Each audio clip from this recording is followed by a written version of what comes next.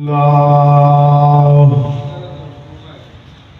الحمد لله حمدا كثيرا كما أمر ونشهد أن لا إله إلا الله وحده لا شريك له في الخلق والأمر إرغاما لمن جحد به وكفر ونشهد أن سيدنا وسندنا وحبيبنا وحبيب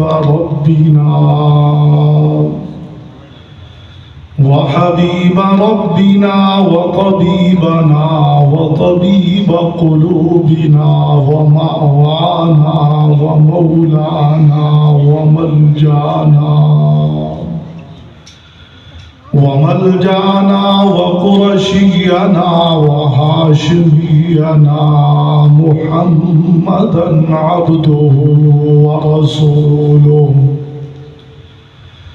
المبعوث إلى الأسود والأحمر لتتميم مكارم الأخلاق لا يخلق بعده نبي ولا رسول ولا شريعة بعد شريعته ولا كتاب بعد كتابه صلى الله تبارك وتعالى عليه وعلى آله وأصحابه الذين هم خلاصة العرب العرباء وخير الخلائق بعد الأنبياء وهم كالنجوم في السماء للاقتداء والاهتداء وهم مفاتيح الرحمة ومصابيح الغرر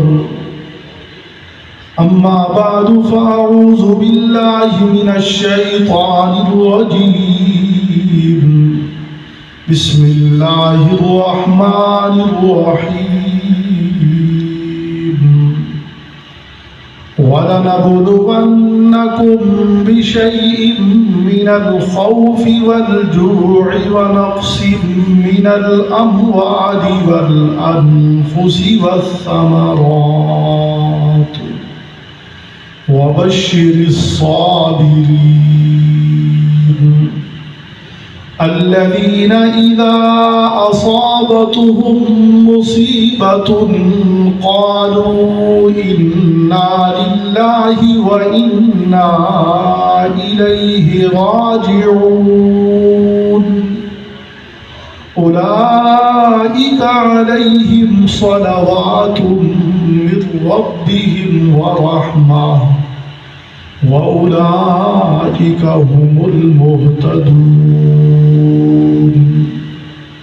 صدق الله الخالق العلي العظيم وبلغنا رسوله النبي الكريم ونحن على ذلك لمن الشاهدين والشاكرين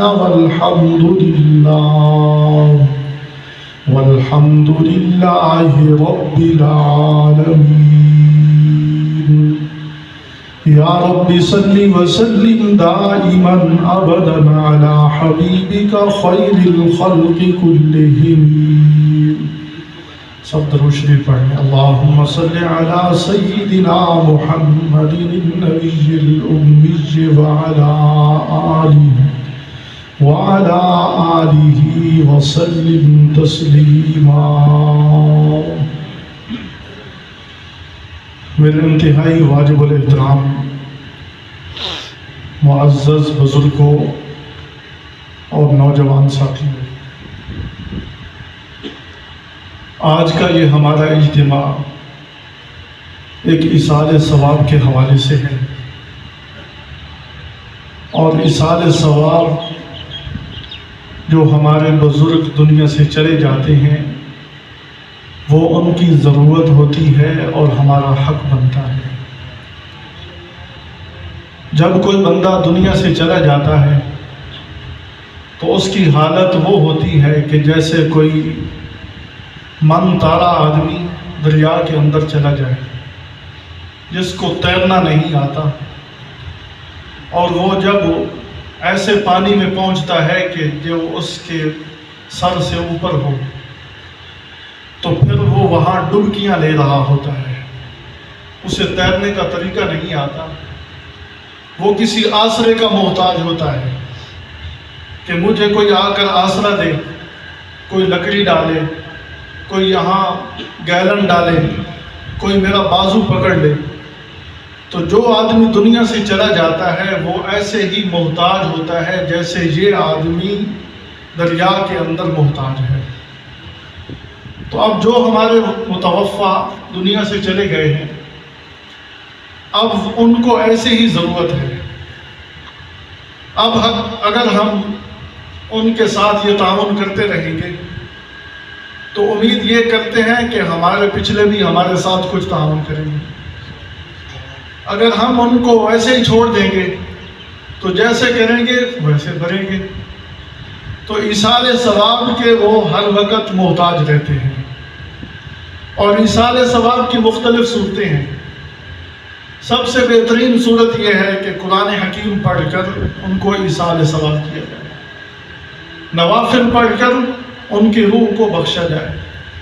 ان کی طرف سے کوئی آدمی عمرہ کرتا ہے کہ میری والدہ فوت ہو گئی، میں اب اس کی طرف سے عمرہ کر کے اس کو ایصال کر رہا ہوں، تو اللہ تعالیٰ اس عمرے کا ثواب بھی پہنچا دیتے ہیں۔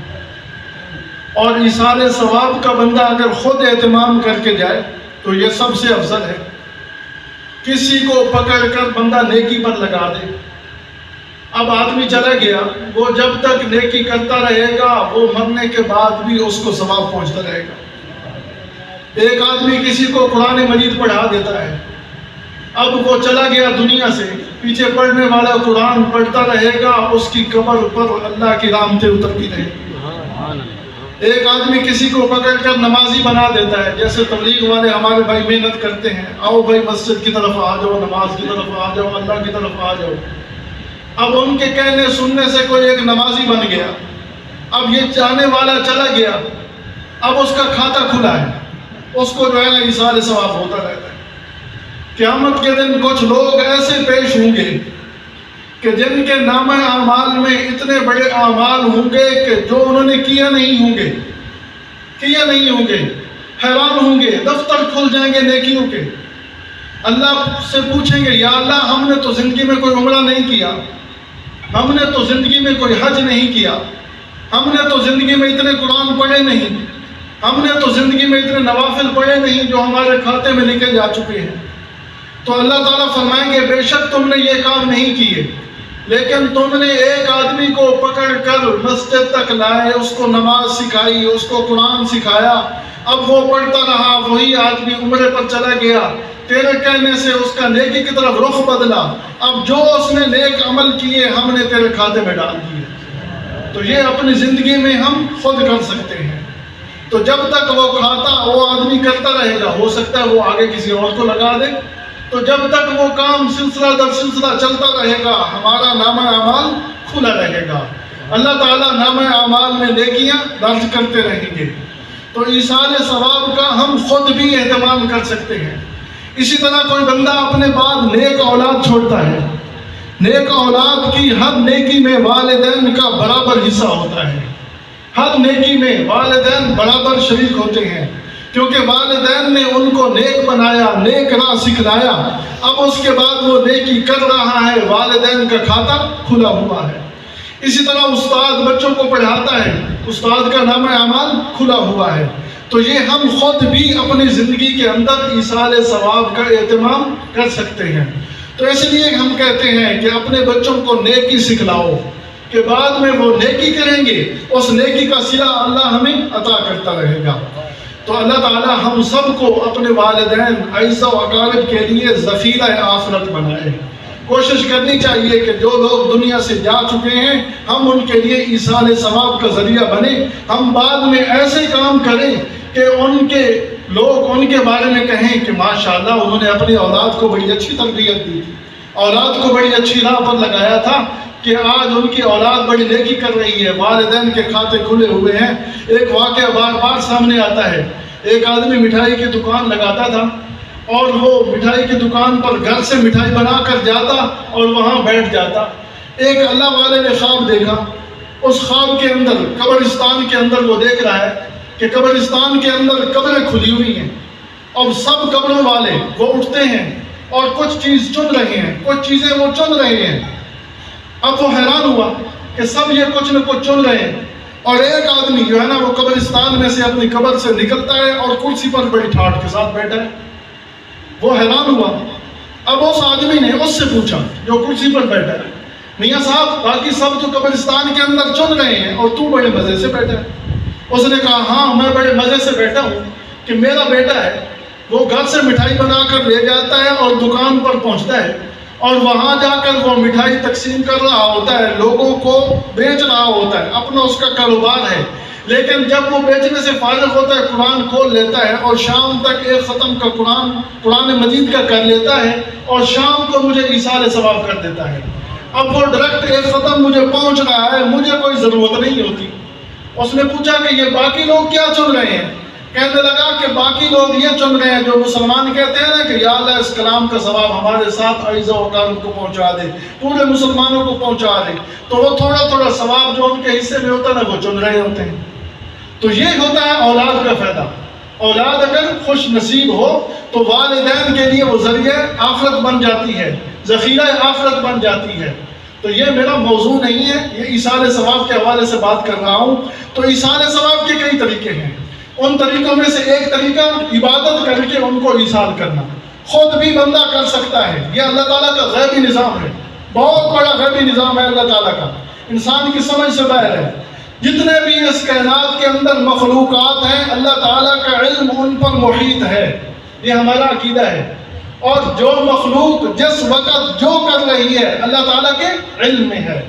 تو جو بندہ کسی غار کے اندر بیٹھ کر، کسی پہاڑ کی چوٹی پر کھڑے ہو کر، کسی میدان میں بیٹھ کر، کسی بند کمرے میں بیٹھ کر ایصال ثواب کرتا ہے، نیت کرتا ہے کہ یا اللہ میں نے اخلاص پڑھا، میں نے فاتحہ پڑھی، میں اپنی امی کو یہ ایصال کر رہا ہوں، تو اللہ تعالیٰ کا غیبی نظام اتنا وسیع ہے کہ یہاں سے یہ ارادہ کرتا ہے اللہ تعالیٰ وہاں تک پہنچا دیتے ہیں. تو ہم لوگ تو مولوی کے آڑ لیتے ہیں کہ مولوی صاحب ہم نے اتنے پڑھے ہیں آپ یہ ہماری طرف سے پہنچا دیں. مولوی صاحب کو ڈاکیہ نہیں ہوتا کہ آپ کی بات پہنچا دے، آپ خود بھی پہنچا سکتے ہیں. جب آپ یہ ارادہ کریں گے کہ یا اللہ میں نے اتنا کلمہ درود شریف پڑھا، یا اللہ اس کا ثواب میں اپنی والدہ کو رسول اللہ صلی اللہ علیہ وسلم کے وسیلے سے پہنچاتا ہوں، تو اللہ تعالیٰ کا غیبی نظام بڑا وسیع ہے. اللہ اس غیبی نظام کے طفیل اس تک پہنچا دیتے ہیں. تو آپ خود بھی کر سکتے ہیں. تو میں نے جو آپ کے سامنے قرآن حکیم کی آیت پڑھی ہے، اس آیت کے اندر اللہ فرما رہے ہیں کہ تم لوگ دنیا میں آ گئے ہو، دنیا میں آنے کے بعد فرمایا کہ یہ نہ سمجھنا کہ یہاں ہم عیش اور آرام سے رہیں گے. دنیا میں آنے کے بعد اہل ایمان کے لیے قرآن حکیم واضح اعلان کرتا ہے احسب الناس ان یترکوا ان یقولوا آمنا وهم لا یفتنون. کیا تم لوگوں نے گمان کر لیا ہے کہ ہم ایمان لائیں گے اور ایمان کے بعد ہماری آزمائش نہیں ہوگی؟ فرمایا یہ تمہارا گمان ہے، ایمان کے بعد آزمائش ہوگی اور آزمائش کئی طرح سے ہوگی. ابھی جو میں نے آیت پڑھی ہے اس کے اندر اللہ 5 آزمائشیں ذکر کر رہا ہے. 5 آزمائشیں، میں ان کی کچھ تفصیل آپ کے سامنے عرض کر کے بات ختم کروں گا، کیونکہ ہمارا تعلق زیادہ قرآن سے ہے، قرآن پڑھنا، پڑھانا، سیکھنا، سکھانا. تو میرا یہی ذہن ہوتا ہے کہ جو بات کی جائے اللہ کے قرآن سے کی جائے تاکہ بات سمجھ بھی آ جائے. قرآن جیسی آسان کتاب کوئی نہیں، قرآن جیسی آسان کتاب کوئی نہیں. اللہ نے اس کو اتنا آسان فہم بنا دیا کہ کائنات کی ہر زبان کے اندر اس کا ترجمہ موجود ہے، ہر زبان کے اندر اس کا ترجمہ موجود ہے اور ہر زبان میں یہ قرآن سمجھایا جا رہا ہے. عربی میں آیا، اب ہم اردو میں پڑھیں گے، اور پنجابی میں سیکھ سکتے ہیں، کسی زبان میں آپ سیکھ سکتے ہیں. تو قرآن حکیم کہتا ہے کہ ہم آپ کی 5 طرح کی آزمائش کریں گے. وَلَنَبْلُوَنَّكُمْ بِشَيْءٍ مِّنَ الْخَوْفِ، ہم آپ کو کچھ خوف دے کر آزمائیں گے، من الخوف والجوع، آپ کو بھوک دے کر آزمائیں گے، وَنَقْصٍ مِّنَ الْأَمْوَالِ، آپ کے مالوں میں کمی کر کے آزمائیں گے، وَالْأَنفُسِ، آپ کی جانوں میں کمی کر کے آزمائیں گے، وَالثَّمَرَاتِ، آپ سے پھلوں میں کمی کر کے ہم آپ کی آزمائش کریں گے۔ اور ان آزمائش کے بعد فرمایا جو آزمائش پر پورا اترا، جو صبر کر گیا، فرمایا وَبَشِّرِ الصَّابِرِينَ، ان صبر کرنے والوں کو اللہ فرما رہا ہے کہ اے میرے محبوب صلی اللہ علیہ وسلم ان صبر کرنے والوں کو خوشخبری سنا دو، الذین اذا اصابتہم مصیبہ، کہ جب ان پر کوئی مصیبت پہنچتی ہے تو وہ واویلا نہیں کرتے، وہ اپنا گریبان چاک نہیں کرتے، وہ اپنا ماتھا نہیں پیٹتے، وہ اپنا سینہ کو بھی نہیں کرتے، بلکہ کیا کہتے ہیں انا للہ و انا الیہ راجعون، کہ یا اللہ ہمیں مصیبت پہنچ گئی، ہم سب اللہ کے ملک ہیں، ہمارا مالک اللہ ہے، ہم سب اللہ کے مملوک ہیں اور اسی اللہ کی طرف لوٹ کر جانے والے ہیں۔ تو جب مصیبت پہنچتی ہے تو ایمان والے یہ کہتے ہیں انا للہ و انا الیہ راجعون۔ اللہ فرما رہے ہیں جب ان کو مصیبت پہنچی، جب ان کو کوئی تکلیف پہنچی، انہوں نے میرے ساتھ یوں لفظ بول دیے، میرے سامنے یوں غم کا اظہار کر دیا کہ ہم تھے بھی اللہ کے اور جا بھی اللہ کی طرف رہے ہیں۔ تو جب انہوں نے میرے ساتھ یہ بات کر دی، صبر کر گئے، فرمایا اولئک علیہم صلوات من ربہم ورحمہ، اب میری طرف سے بھی اعلان سنا دو کہ ان لوگوں پر میری طرف سے رحمتیں ہی رحمتیں ہیں، ان پر میری طرف سے انعامات ہی انعام ہیں، انعامات کی بارش ہے، وَأُولَئِكَ هُمُ الْمُهْتَدُونَ، اور یہی لوگ ہدایت یافتہ ہیں۔ اب صبر کرنے پر اللہ دو انعام دے رہا ہے، ایک رحمت اور فرمایا ہدایت، رحمت بھی مل گئی، ہدایت بھی مل گئی۔ جس ہدایت کی دعا ہاتھ باندھ کر ہم کرتے ہیں اہدنا الصراط المستقیم، اے اللہ ہمیں صراط مستقیم پر چلا دے۔ اللہ فرما رہے ہیں اگر تم صبر کرو گے تو میں تمہیں ہدایت یافتہ لوگوں میں شامل کر دوں گا، اگر تم صبر کرو گے تو فرمایا کہ پھر میری طرف سے رحمتیں اور عنایات ہوں گی۔ تو یہ صبر پر اللہ بشارت دے رہا ہے، فرمایا وَلَنَبْلُوَنَّكُمْ بِشَيْءٍ مِّنَ الْخَوْفِ، اب میں تھوڑی وضاحت کرنے لگا ہوں۔ فرمایا ہم تمہیں آزمائیں گے خوف دے کر۔ خوف ایک ہوتا ہے اضطراری اور ایک ہوتا ہے اختیاری۔ اختیاری خوف وہ ہوتا ہے کہ بندے کے اوپر خوف مسلط کر دیا جائے اور بندہ اس خوف سے نکل نہ سکے، یہ اضطراری ہے۔ اضطراری خوف مسلط کر دیا جائے اور بندہ اس سے نکل نہ سکے، دشمن آ گیا، دشمن نے حملہ کر دیا، اب نکلنے کا کوئی راستہ نہیں ہے، اب خوف مسلط ہو گیا۔ اب اس خوف سے انسان کیا کرتا ہے؟ انسان اگر صبر کر جاتا ہے، اس خوف پر انسان واویلا نہیں کرتا، اس خوف پر اللہ کی طرف متوجہ ہوتا ہے تو اللہ اس خوف سے نکلنے کے راستے بتا دیتے ہیں۔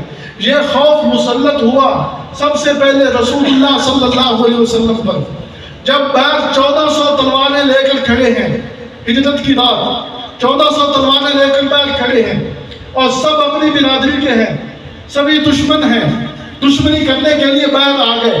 خوف کے عالم میں رحمت کائنات کو گھیر لیا، ان کے گھر کے باہر انہوں نے گھراؤ ڈال دیا، اب خوف مسلط ہو گیا۔ آپ صلی اللہ علیہ وسلم کو گھیرا تنگ کر دیا گیا۔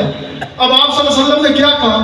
سورۃ یاسین کی تلاوت کی اور ایک مٹھی اٹھائی، فرمایا وما رمیت اذ رمیت ولکن اللہ رمی، یہ الفاظ پڑھے۔ اللہ تعالیٰ فرما رہے ہیں وہ مٹھی جو تو نے پھینکی، تو نے نہیں پھینکی، ولکن اللہ رمی، وہ مٹھی تو اللہ نے پھینکی۔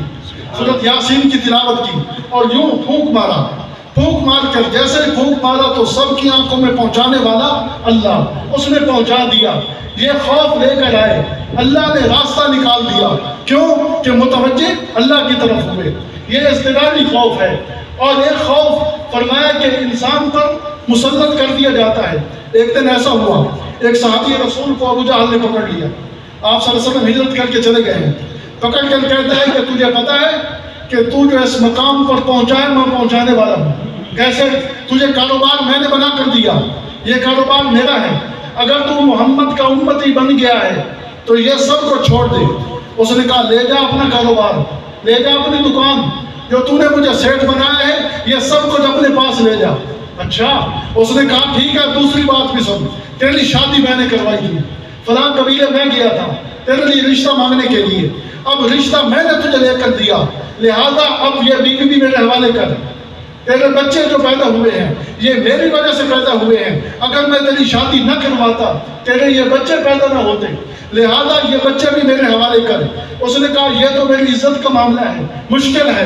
اس نے کہا پھر ایمان چھوڑ دے، کہنے لگا ایمان پر سودے بازی نہیں ہے، ایمان پر سودے بازی نہیں کروں گا۔ جب وہ جانے لگا اس ظالم نے بچے بھی چھین لیے، بیوی بھی چھین لی، لیکن ایمان کی حفاظت کرتے ہوئے چلا گیا۔ یہ ہے خوف۔ اللہ فرما رہے ہیں میں تمہیں خوف دوں گا، اور ایک ہوتا ہے خوف انسان کے اوپر اختیاری، نماز کی حالت میں خوف طاری ہو جانا، نماز کی حالت میں خوف، یہ بھی اللہ کی طرف سے ہے۔ اللہ سے نماز کی حالت میں ڈر رہا ہے کہ نماز جو میں پڑھ رہا ہوں یہ نماز پتہ نہیں میری قبول ہوگی یا نہیں ہوگی۔ صحابہ کرام جب اذان کی آواز سنتے ان کے بدن لرز جاتے، ان پر کب کبھی طاری ہو جاتی، ان پر عجیب کیفیات طاری ہو جاتی۔ حضرت علی کرم اللہ وجہہ جب اذان کی آواز سنتے تو چہرہ زرد پڑ جاتا۔ لوگ پوچھتے کہ حضرت کیا ہو گیا؟ فرمایا کہ اس احکم الحاکمین کی طرف سے بلاوا آیا ہے، پتہ نہیں اس کا حق ادا کر سکوں گا یا نہیں کر سکوں گا۔ نماز کی حالت میں اللہ کا اتنا خوف طاری ہو جاتا کہ یہی علی ابن ابی طالب رضی اللہ تعالی عنہ، ان کو تیر چبھ گیا، تیر چبھ گیا، لوگ نکالنے کے لیے آئے تو نکالنے نہیں دے رہے، اتنی درد ہو رہی ہے، اتنی تکلیف ہو رہی ہے، لیکن فرمایا کہ اگر نکالنا ہے تو نماز کی حالت میں نکالنا، نماز کی حالت میں۔ نماز شروع کی، لوگوں نے تیر نکال لیا، جب سلام پھیرا تو لوگ اکٹھے ہیں، کہنے لگے کہ کیا تم نے تیر نکالنا نہیں؟ لوگوں نے کہا نکال لیا۔ فرمایا نماز میں تھا پتہ ہی نہیں چلا، نماز میں چل پتہ ہی نہیں چلا، کیوں؟ اس مالک کا خوف طاری تھا۔ وَلَنَبْلُوَنَّكُمْ بِشَيْءٍ مِّنَ الْخَوْفِ، اللہ فرما رہے ہیں میں تمہیں کچھ خوف سے آزماؤں گا، اور فرمایا وَالْجُوعِ، تمہیں بھوک سے آزماؤں گا، بھوک دے کر تمہیں آزماؤں گا۔ ایک ہوتی ہے بھوک اضطراری، اضطراری بندہ مجبور ہو جاتا ہے، غربت کے عالم میں کوئی چیز نہیں رہتی، اور غربت کی وجہ سے بندہ جو ہے نا مجبور ہو جاتا ہے، وہ اللہ کی طرف سے آزمائش ہے۔ فرمایا کہ اس آزمائش میں کون واویلا کرتا ہے، کون بے صبری کرتا ہے، تو بعض لوگ تو پھر یوں کہہ دیتے ہیں کہ میں تو اتنا بڑے کمال رکھنے والا تھا، میں تو اتنا بڑا سمجھدار تھا، پھر بھی میرے پاس مال و دولت نہیں ہے، پھر بھی میرے پاس یہ کیفیات نہیں ہے۔ فلاں آدمی ان پڑھ ہے، اس کے پاس گاڑیاں بھی ہے، بڑا اچھا بنگلہ بھی ہے، اور بڑی ٹھاٹ باٹ کے ساتھ رہ رہا ہے۔ اللہ فرما رہا نہیں، ہم آزما رہے ہیں، من الخوف والجوع، بھوک دے کر آزما رہے ہیں۔ اور ایک ہوتی ہے بھوک اختیاری، وہ کون سی؟ کہ گرمی کا موسم، رمضان شریف آ گیا، کھانے پینے کے لیے سب کچھ موجود ہے، گھر میں سب کچھ موجود ہے، دسترخوان بچھا ہوا ہے۔ ابھی جناب گرمی کا روزہ 16 گھنٹے 17 گھنٹے کا روزہ، اور گرمی کی شدت، جسم جو ہے نا پیاس کی وجہ سے وہ نڈال، اور بھوک کی وجہ سے انسان پریشان ادھر ادھر دیکھ رہا ہے۔ اب بھوک طاری ہے، اس بھوک کے عالم میں سب کچھ سامنے پڑا ہے، لیکن گھڑی پر دیکھتا ہے ابھی 10 منٹ باقی ہیں، اور بھوک کی وجہ سے بے چین، پیاس کی وجہ سے بے چین۔ یہ بھوک اختیاری ہے، یہ بھی اللہ فرما رہے ہیں میں تمہاری آزمائش کر رہا ہوں کہ کون اس آزمائش پر پورا اترتا ہے۔ اس وقت انسان کا ایمان ایک معیار پر ہوتا ہے، اکیلا بیٹھا ہے، دسترخوان لگا ہوا ہے، پھل فروٹ پڑے ہوئے ہیں، اس کے باوجود نہیں کھا رہا، تو اللہ کی آزمائش پر پورا اتر رہا ہے۔ یہ ہے بھوک اختیاری۔ تو فرمایا ہم تمہاری آزمائش کر رہے ہیں، کس وجہ سے؟ تمہیں خوف دے کر، بھوک دے کر۔ فرمایا وَنَقْسِم مِّنَ الْأَمْوَالِ، تمہارے مالوں میں کمی کر کے تمہیں آزمائش کرتے ہیں۔ یہ تیسری آزمائش، مالوں کے اندر کمی۔ جناب کھیت تیار ہے، باغات تیار ہیں، اور اس کے باوجود جب سب کچھ ہر چیز تیار ہے، اچانک کوئی آفت آئی اور سب کچھ ختم۔ جب سب کچھ ختم ہو گیا، آزمائش آ گئی اللہ کی طرف سے، امتحان آ گیا اللہ کی طرف سے۔ اب یہ بندہ کیا کرتا ہے؟ کیا یہ کہتا ہے کہ اب اس آفت میں میں ہی اللہ کو نظر آیا؟ جیسے ہم کہہ دیتے ہیں آفت آ گئی، کیا میں ہی اللہ کو نظر آیا؟ یا پھر صبر کرتا ہے؟ یہ اللہ کی طرف سے آزمائش ہے۔ وَنَقْسِم مِّنَ الْأَمْوَالِ، مالوں کے اندر کمی کی جا رہی ہے، اللہ کی طرف سے آزمائش آ گئی، پھل بالکل تیار ہیں، باغات بالکل تیار ہیں، اب کمی کی جا رہی ہے، اب آزمائش ہو رہی ہے، اللہ کی طرف سے امتحان ہوگا۔ فرمایا کون اس موقع پر صبر کرتا ہے؟ جو صبر کر کے وہ درجے پا گئے. وَنَقْسِمْ مِنَ الْأَمْوَالِ وَالْأَنفُسِ، فرمایا تمہاری جانوں میں کمی کر کے میں تمہاری آزمائش کرتا ہوں. جانوں کے اندر کمی. اللہ تعالیٰ حکم دے رہے ہیں جہاد کرو. اب جہاد پر جاؤ، یہ اسلام کا ایک اہم فریضہ ہے. جب جہاد پر جاؤ گے، ظاہری بات ہے دشمن سامنے ہے، اس کا کوئی انسان ٹارگیٹ میں آ سکتا ہے، اس کی گولی لگ سکتی ہے، انسان مر سکتا ہے. تو یہ اللہ جانوں میں کمی کر رہے ہیں. کبھی کبھی ایسا ہوتا ہے کہ انسان کے سامنے اس کے اعزاء و اقارب وہ جا رہے ہوتے، جانوں میں کمی کر رہی. ایک باپ بیٹھا ہے، اس کے سامنے اس کا چھوٹا سا بچہ وہ اللہ لے لیتے ہیں. یہ اللہ آزمائش کر رہے ہیں. اس کے والدین اس کے سامنے وہ اللہ کے جان آفرین، جان اللہ کے سپرد کر رہے ہیں. آزمائش ہو رہی ہے. کون اس موقع پر صبر کرتا ہے؟ تو یہ اللہ کی طرف سے آزمائش ہے. وَنَقْسِمْ مِنَ الْأَمْوَالِ وَالْأَنفُسِ، تمہاری جانوں میں کمی کر کے تمہیں میں آزماؤں گا. یہ اللہ تعالیٰ آزمائش کر رہے ہیں. کون اس موقع پر صبر کرتا ہے؟ تو صبر کرنے والے سامنے آئے نا.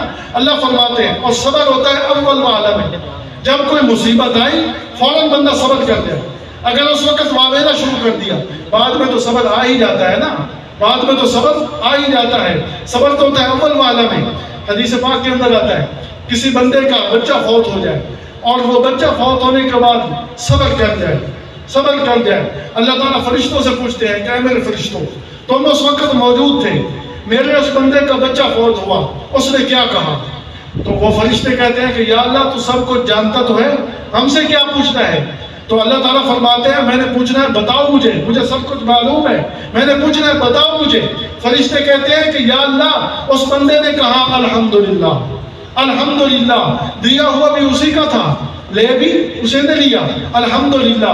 اللہ فرماتے ہیں اچھا اس بندے نے الحمدللہ کہہ دیا، اب لکھ لو کہ میں نے جنت میں اس کے لیے بیت الحمد تیار کر دیا. بیت الحمد ایک گھر تیار کر دیا، اس کے اوپر لکھ دیا بیت الحمد. یہ حمد کا گھر ہے کہ اس بندے نے میری حمد و ثنا کی.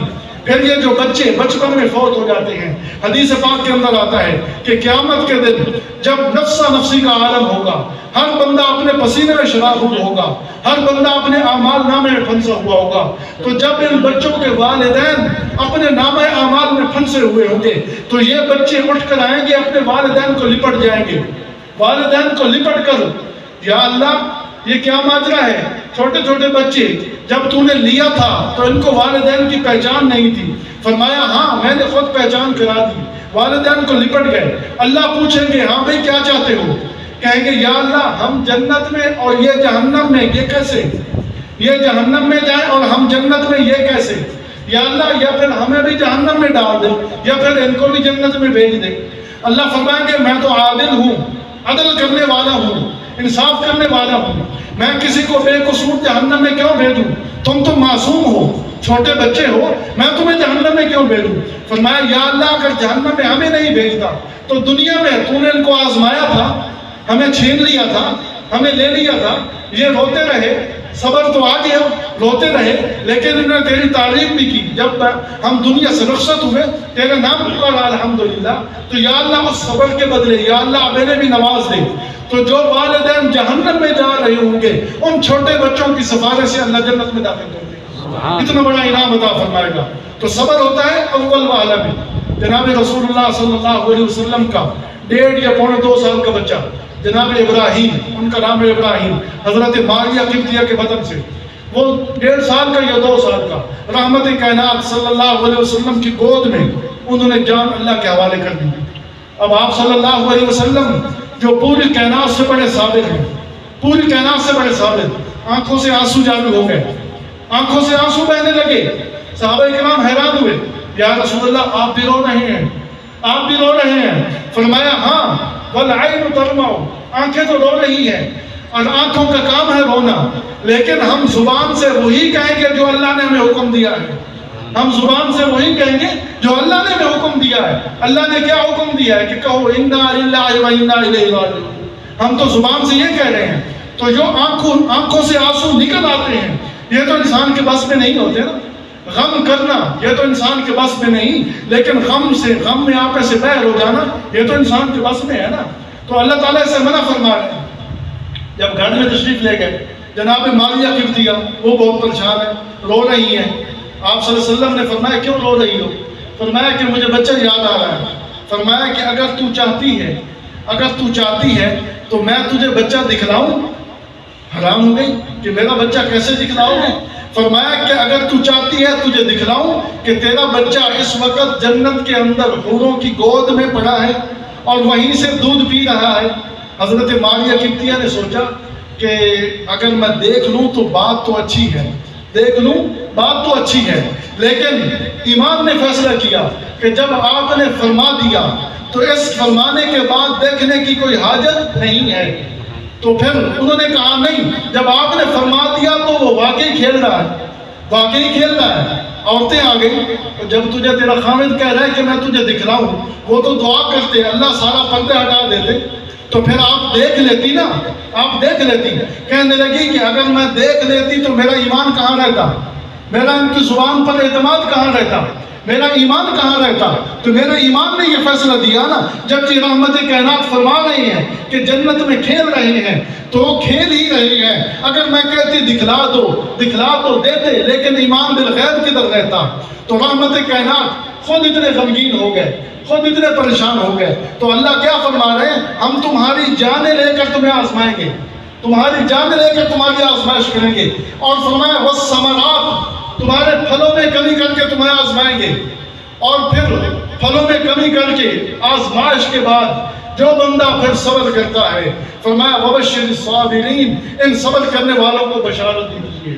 حضرت ام سلمہ، آخری واقعہ بیان کر کے بات کو ختم کروں گا، جلدی دعا کر دے گا تو کچھ ٹائم ہے. حضرت ام سلمہ رضی اللہ عنہا، ان کے شوہر فوت ہو گئے.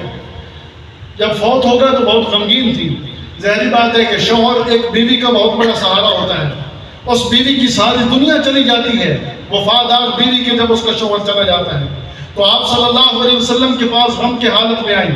آپ صلی اللہ علیہ وسلم سے کہنے لگی کہ یا رسول اللہ، میرا غم ہلکا نہیں ہو رہا، میرا غم ہلکا نہیں ہو رہا، مجھے کوئی دعا سکھلائیے کہ میرا غم ہلکا ہو جائے. آپ صلی اللہ علیہ وسلم نے فرمایا تو دعا کر، اللہم اخلفنی فی مصیبتی، یا اللہ اس میری مصیبت میں میرا بہترین پیچھے رہنے والا تو بن جا، اس مصیبت میں میرا بہترین سہارا بن جا. اور فرمایا وَاخْلُفْنِي خَيْرًا مِنْهَا، اور مجھے اس سے بہترین زندگی عطا فرما. یہ دعا آپ صلی اللہ علیہ وسلم نے سکھلا دی. اب یہ دعا پڑھتی ہیں جب ان کی عدت پوری ہو گئی. اب اس دعا کے نتیجے میں ایک دن ایسا ہوا کہ اپنے گھر میں بیٹھی ہیں، گھر کے اندر بیٹھی ہیں اور غم کے عالم میں ہیں کہ دروازہ کھٹکھٹایا گیا. جب دروازہ کھولا تو رحمت کائنات سامنے کھڑے ہیں. فرمایا اندر تشریف لایا. آ گئے. فرمایا کہ اے ام سلمہ، میں اپنی مرضی سے نہیں آیا، اپنی مرضی سے نہیں آیا. فرمایا کیسے آئے ہو؟ فرمایا اس اللہ نے بھیجا ہے. یا رسول اللہ خیریت، کیسے تشریف لائے؟ فرمایا اللہ نے بھیجا ہے کہ میں آپ کو نکاح کا پیغام دوں. نکاح کرنے والا کون؟ پوری کائنات کا سردار، ام سلمہ سے نکاح کرنے والا. اس دعا کی برکت اللہ دے رہے ہیں. تو ام سلمہ فرماتی ہے کہ میرے پاؤں تلے زمین ہل گئی، میں کون اور یہ کہاں، میری حیثیت کیا. اور یہ تو وہ کہ جس کی وجہ سے پوری کائنات کو حسن ملا، یہ تو وہ کہ جن کے حسن سے پوری کائنات کو حسن بانٹا گیا، وہ میرے دروازے پر اور نکاح کرنے کے لیے آ گئے. فرمایا یا رسول اللہ، اگر تمہاری یہ خواہش ہے تو میری حاجت نہیں ہے انکار کی، لیکن میرے اندر 3 باتیں ہیں. کون سی 3 باتیں؟ فرمایا ایک تو میں زبان کی بہت بڑی تیز ہوں، زبان کی بہت بڑی تیز ہوں. عورتیں عموماً زبان کی تیز ہوتی ہیں. عورت کو چلے نہ چلے زبان چلتی رہتی ہے. اور صحابیہ کی بات نہیں کر رہا، عام عورتوں کی بات کر رہا ہوں. زبان بہت تیز چلتی ہے، اور زبان کا تیز چلنا یہ کم عقلی کی دلیل ہے. کم عقلی کی. عورتوں کی زبان کیوں تیز چلتی ہے؟ یہ کم عقل ہوتی ہے. ناقصات العقل والدین، حدیث پاک کے اندر فرمایا گیا کہ عقل بھی کم اور دین بھی کم.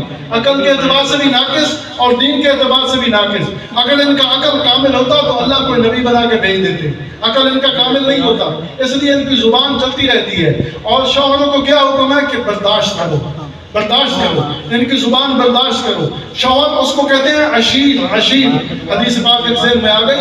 عشیر کہتے ہیں، عشیر کا معنی ہوتا ہے 10 حوصلے والا مرد. 10 حوصلے والا مرد، وہ مرد جس کے اندر 10 حوصلے ہوں. عورت کی زبان چل رہی ہے، ایک حوصلہ جواب دے گیا، دوسرا حوصلہ، دوسرا حوصلہ جواب دے گیا، تیسرا حوصلہ، حتیٰ کہ 9 حوصلے جواب دے گیا تو پھر 10واں حوصلہ. اللہ نے 10 حوصلوں والا مرد بنایا ہے، اس لیے عشیر کہتے ہیں مرد کو۔ تو عورتوں کی زبان چلتی رہتی ہے، اس لیے ان سے پریشان نہیں ہونا، ان کی برداشت کرنا، یہ انبیاء کی سنت ہے۔ عورتوں کی برداشت کرنا یہ انبیاء کی سنت ہے۔ اور عورتوں پر ہاتھ اٹھانا، حدیث پاک کے اندر آتا ہے کہ کمینے لوگ عورتوں پر ہاتھ اٹھاتے ہیں، کمینے لوگ، اور شریف لوگ عورتوں کی برداشت کرتے ہیں۔ یہ حدیث پاک بیان کر رہا ہوں۔ لوگ کہتے ہیں یہ مولوی رن مرید ہوتے ہیں، رن مرید، ہمیں لوگ تانا دیتے ہیں کہ یہ رن مرید ہوتے ہیں، عورتوں کے فضائل بیان کرتے ہیں۔ ہم رحمت کائنات کی زندگی پڑھتے ہیں۔ آپ صلی اللہ علیہ وسلم کی 11 خاتون ہیں، 11 خاتون، اور کہیں بھی آپ صلی اللہ علیہ وسلم کی اس آئلی زندگی میں نہیں ملتا کہ آپ صلی اللہ علیہ وسلم نے کسی بیوی کو زور سے ڈانٹا ہو۔ یہ آپ صلی اللہ علیہ وسلم کی آئلی زندگی میں کہیں نہیں ملتا۔ تھپڑ مارنا تو دور کی بات ہے، زور سے ڈانٹا بھی نہیں ہے آپ صلی اللہ علیہ وسلم نے۔ اور آپ صلی اللہ علیہ وسلم کے سامنے وہ سوکنی تھی، سوتن تھی، باتیں کرتی تھی، یہ نہیں ہے کہ وہ باتیں نہیں کرتی تھی، لیکن رحمت کائنات وہ ساری کائنات کے لیے رحمت بن کے رہے، کبھی زور سے نہیں ڈانٹا، امت کو سبق دے کر گئے کہ تم مرد ہو، وہ عورتیں ہیں۔ بات چلی زبان کی تیزی سے، سلمہ کیا کہہ رہی ہیں کہ میری زبان بہت تیز ہے، کہیں ایسا نہ ہو کہ میں تو ابو سلمہ کے سامنے بولتی تھی، جو میرا شوہر تھا، اس کے سامنے بولتی تھی، وہ برداشت کر جاتا تھا، اور کہیں ایسا نہ ہو کہ میری زبان چل جائے اور آپ کی گستاخی ہو جائے اور میں ایمان سے ہاتھ دھو بیٹھوں۔ آپ صلی اللہ علیہ وسلم نے فرمایا دوسری بات کرو۔ اس نے کہا دوسری بات یہ ہے کہ میری عمر زیادہ ہو چکی ہے، میں کافی عمر رسیدہ ہو چکی ہوں، اس لیے بھی آپ مجھ سے نکاح کر کے شاید آپ کو غم پہنچے، اس لیے بہتر یہ ہے کہ نکاح نہ کریں۔ فرمایا تیسری بات کرو۔ اس نے کہا کہ تیسری بات یہ ہے کہ میرے بچے بھی ہیں، میرے بچے بھی ساتھ لے کر جاؤں گی۔ آپ صلی اللہ علیہ وسلم مسکرا پڑے۔ فرمایا تینوں باتوں کا حل موجود ہے۔ فرمایا تیری زبان بہت زیادہ چلتی ہے، تو وہ ابو سلمہ کے سامنے چلتی تھی، لیکن مجھے اللہ نے نبی بنایا ہے، اور میرے سامنے اللہ میرے نبی ہونے کی برکت کی وجہ سے تیری زبان کو کنٹرول کر دیں گے، تیری زبان زیادہ نہیں چلے گی۔ اور فرمایا کہ دوسری بات بڑھاپے کی ہے۔ فرمایا میری خود عمر 54-55 سال ہو چکی ہے، میں کون سا نوجوان ہوں۔ رحمت کائنات نے زیادہ نکاح 50 سال کی عمر کے بعد کیے ہیں، 50 سال کی عمر کے بعد دین کی اشاعت کی وجہ سے نکاح کیے ہیں، اور کوئی غرض نہیں تھی۔ جوانی تو انسان کی رہتی ہے 40-45 سال تک، اور آپ صلی اللہ علیہ وسلم کے نکاح 50 سال کی عمر میں زیادہ ہو رہے ہیں، تو یہ دین کی اشاعت کی وجہ سے۔ اور فرمایا تیسری بات کہ تیرے بچے زیادہ ہیں۔ فرمایا بچوں کو پہلے تو پال رہی ہے، بچوں کی تو تربیت کر رہی ہے، بچوں کو تو پالنے والا وہ ہے جو ساری کائنات کو رزق دے رہا ہے۔ اللہ یرزق من یشاء، اللہ ساری کائنات کو رزق دیتا ہے اور بانٹ بانٹ کر دیتا ہے۔ فرمایا وما من دابۃ فی الارض الا علی اللہ رزقها، اس کائنات کے اندر جتنی چیزیں چل رہی ہیں ان سب کے رزق کی ذمہ داری اللہ کی ہے۔ وَيَعْلَمُ مُسْتَقَرَّهَا وَمُسْتَوْدَعَهَا، اور ہر چیز کو اس کے مناسب رزق دے رہا ہے، جو چیز جس کو چاہیے وہی چیز پہنچا رہا ہے۔ شیر کو گوشت کی ضرورت ہے، روزانہ اس کو گوشت دیتا ہے، اور دوسرے جانوروں کو جو جو چیز چاہیے اللہ اپنی رحمت سے کھلا رہا ہے۔ تو یہ سب کچھ کرنے والا کون ہے؟ اللہ ہی تو کرنے والا ہے۔ تو فرمایا اگر یہ 3 شرطیں منظور ہیں تو میں راضی ہوں۔ کون سی دعا مانگی؟ یا اللہ اس سے بہتر مجھے عطا کر۔ تو حضرت ام سلمہ کو رحمت کائنات مل گئے، تو رحمت کائنات جیسا شوہر کوئی نہیں، اور ام سلمہ کو 4 چاند لگ گئے کہ ہماری ماں بن گئی۔ وَأَزْوَاجُهُ أُمَّهَاتُهُمْ، نبی کی ساری بیویاں فرمایا مومنین کی مائیں ہیں، وہ ہماری ماں بن گئی۔ تو اللہ نے ان کو یہ مقام عطا فرمایا۔ تو میں عرض کر رہا ہوں کہ یہ آزمائش دنیا کے اندر ہوتی ہے، اگر آزمائش آ جائے تو پھر فرمایا صبر کرنا چاہیے، اور صبر پہلے صدمے کے وقت ہوتا ہے۔ جو آدمی صبر کر دیتا ہے تو اللہ تعالیٰ فرما دیتے ہیں کہ اب اس کو بتا دو کہ میری طرف سے رحمتیں ہیں اور عنایات ہیں، اور ان لوگوں کو میں ہدایت یافتہ لوگوں میں شامل کر دوں گا۔ اللہ تعالیٰ ہمیں صبر کرنے کی توفیق عطا فرمائے، شریعت مطالعہ کو سمجھنے کی توفیق عطا فرمائے۔ وما توفیقنا الا باللہ۔